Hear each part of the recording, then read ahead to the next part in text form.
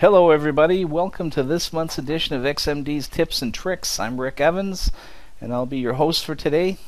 We're going to finish up the standard mold base that we started a couple of months ago, and you're going to see 4 videos this month. So let's get started here. The first thing I'm going to do is put some slide gibs in to hold these slides down. And you could create just solid blocks using Key Creator, but in this case I'm going to use XMD plates. And using the external plate command, I'll just enter the necessary information in the dialog box, and I'm just going to pick 2 points in a position to place it.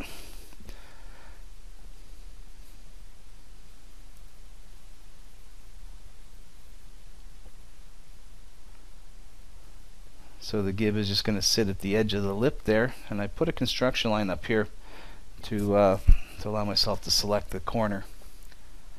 Now XMD is asking me for a position. I'll just zoom up and pick the top of the lip of the slide, and we'll have this guy go out of the view, out of the pocket, toward the molding face, and my slide gib is placed. Now we'll go look at it individually. And there it is there, and it is a solid block created with XMD's Plate Creator. One thing I'm going to do, I put a chamfer in the corner instead of a radius. I'll just go to the dialog box, change the chamfer to a radius, and it's updated.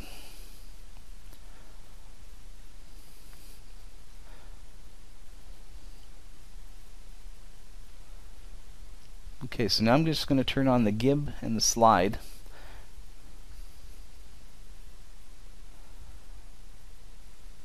And ensure that it is placed correctly.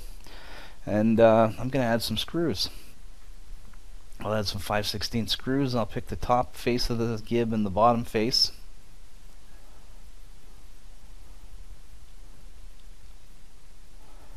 And I'll place it dimensionally.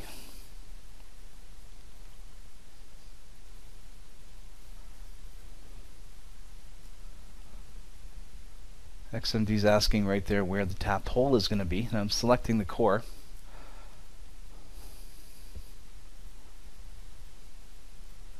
Okay, so there's my first screw placed. I'm going to mirror this one to create the second location. I'm going to use a really neat command called copy to midpoints, and copy that screw to the center of those 2 screws. And there you go. I think 3 screws should be enough to hold down that little gib. So now XMD has this command where you can combine different components into an assembly. So as I'm picking the screws and the slide gib, that will act as one component now. Just to reiterate, the screws are automatically placed in the slide gib, and the tapped holes and the pilot holes are automatically placed in the core block. So a lot of work is done just by picking 2 faces and placement.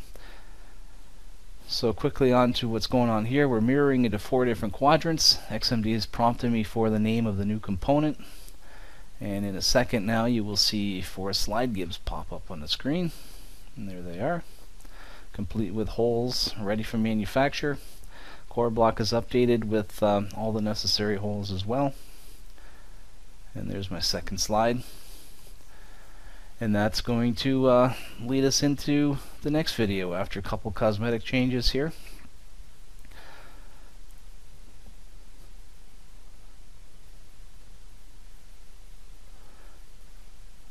That's it for now. Any questions, please feel free to email me. The splash screen is going to be coming up here in a second. I'm just going to update this view, save it quickly.